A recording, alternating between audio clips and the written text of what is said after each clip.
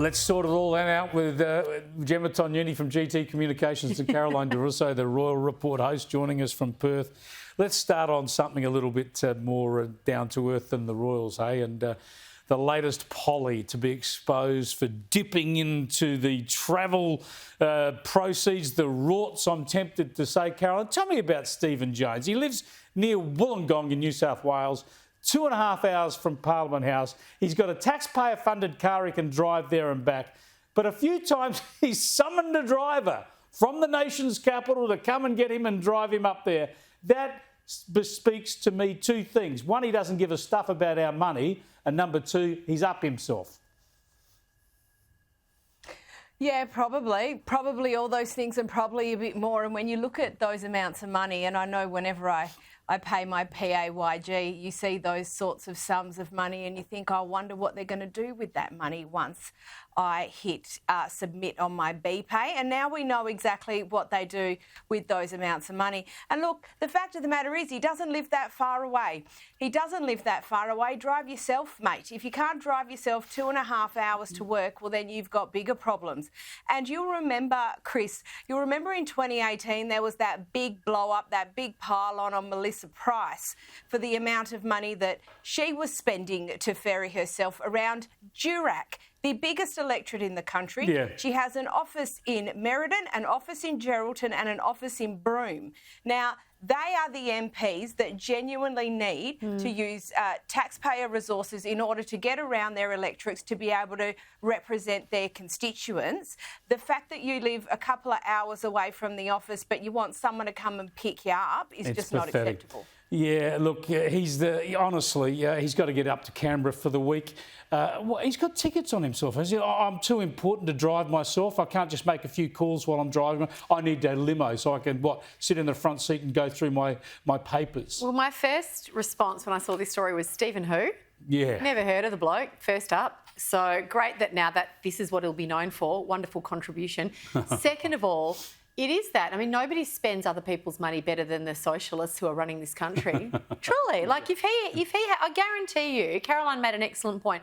I've been in business 21 years this July because I'm that old. I've been in business for myself 21 years employing other people. And I can tell you this bloke, if he's ever had to sign off on a payroll or budget a business or steer a business and a team through a pandemic or any other download, you can bet my backside points to the ground and I'm a Collingwood supporter. Like, I just think that kind of person should not be in charge of anything financial because they don't know the value. They don't know the value. I'm just incensed by it. I think it's just so sickening. Here's what Jackie Lambie had to say about it. I just think that's why audits are done, and if he did not have a reason why he should have been using that Comcar, then he should get that bill, especially from his house to Parliament when he already gets a payment for a private vehicle. That is ridiculous. It's just self-serving at its best, Pete, and quite frankly, I think Australians doing it economically tough up there, and they've had a gutful. Yeah. I'm making a habit of agreeing with Jackie Lambie these days. The second time. The other issue I agreed with her was a couple of weeks ago when she spoke at that demonstration. That's right. We were both at Gemma in solidarity with Israel, and she condemned Hamas in the most straightforward terms. Have a look at this. Have a look at this picture of a bloke wearing an October the 7th shirt around in the Blue Mountains. And I think we should have, there's the picture of the T-shirt there on the side, wearing that around. I mean, that is just sickening, Gemma, that this comes after a bloke, the New South Wales government had to recall some plates, number plates, put on a car last November saying October the 7th. I saw that and shook my head. There are words that I have that are too colourful for this family show, Chris. I think what we're seeing here is what happens when you refuse to stand for something and you refuse to draw a line in the sand and say, this isn't how Australians behave, this isn't what we do. Hamas is a designated terror organisation. And the fact that this government is still is trying to soften the Australian public to say we're going to give our money back through UNRWA, which is now hopelessly and irrevocably corrupted, compromised. There are other ways where our aid money can get into Gaza.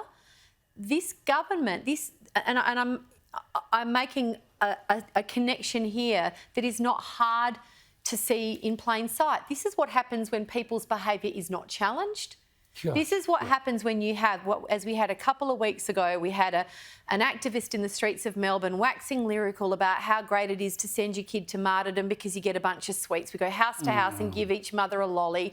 And we had all of those things, and we had nothing from the Prime Minister. Yeah, well, Albo's just not speaking out on this stuff. Here's a bloke in our country parading around, basically glorifying the slaughter of men, women, children, babies, Caroline. It's unspeakable. And today, have a look at these pictures from Canberra today. The pro-Palestinian activists have gone out there and desecrated a memorial to our Vietnam fallen. What's going on here, Caro?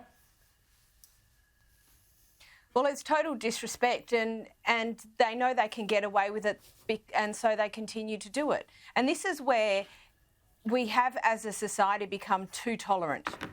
There is one thing about being tolerant or accepting of other people's cultures and other people's language and food and all those wonderful things which come with migration to this country, of which, you know, I feel like I'm one of the flag bearers of, and Gemma is one of the others. But there has to come to a point where we say, no, that behaviour is not acceptable here, and we will not tolerate it. The problem is that we have at both a state and a federal level is that no one wants to upset what's going on here. Now, this silence, it almost feels like it's being condoned. Yep, you're right. It's being condoned by it is. everyone just being very silent about it because it's politically inexpedient to be politically courageous and to have moral clarity. And so we're just going to get more of this BS, Chris, because it is absolutely tolerated. Because our leaders aren't speaking up, and Anthony Albanese, the wood is on you more than anybody else to really lead the nation. You're the Prime Minister,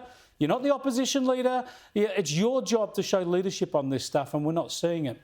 I want to go to something else a little bit more bizarre and trifling, and it relates to the royals, and we're all waiting to see the first picture, apparently, of Princess Kate after she'd been in hospital. The picture came out today, but controversy. Apparently, it's been photoshopped. Let's let Josh Rom, a royal commentator, explain this for us.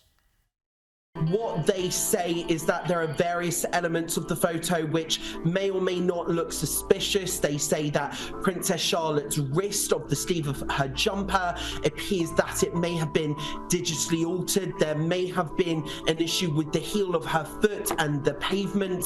That's in the photograph as well. One of Prince Louis's fingers appears longer than the others. They say that some of the leaves in the photograph and the background of the photograph don't match up. That's Josh Rom talking to our mate Gab Power. You can see the full interview on Sky News YouTube. But Caro, what's going on here? It looks like a perfectly normal photo to me of a perfectly lovely family. Well, and this is it. And the thing that we don't really have the clarity of at the moment, my understanding is, and we talked about this on the show last night, that this was released by the Palace. So as far as I understand, that it is an official photo from the Palace.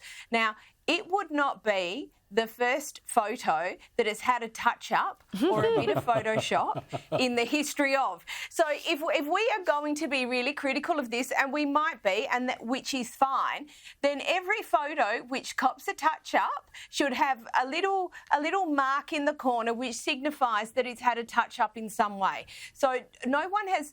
I'm not really sure what manipulated or doctored or whatever actually precisely means in this case. And if it is a little bit of Photoshop, like I said, it will not be the first. Yeah, I don't know, what's the problem?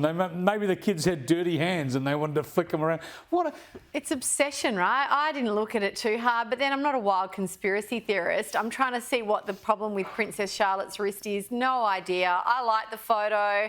It's interestingly and pointedly rather, it's still up on the official platforms and the official chat. I've photoshopped more selfies than I've had on dinner, Chris. Have you really? What a shocking I wondered how you look so good in all your social media. Plot twist all right, that is. Watch out now. You'll start seeing some selfies from me and I'll have my hair back on. Thanks for joining us, Caro and Gemma.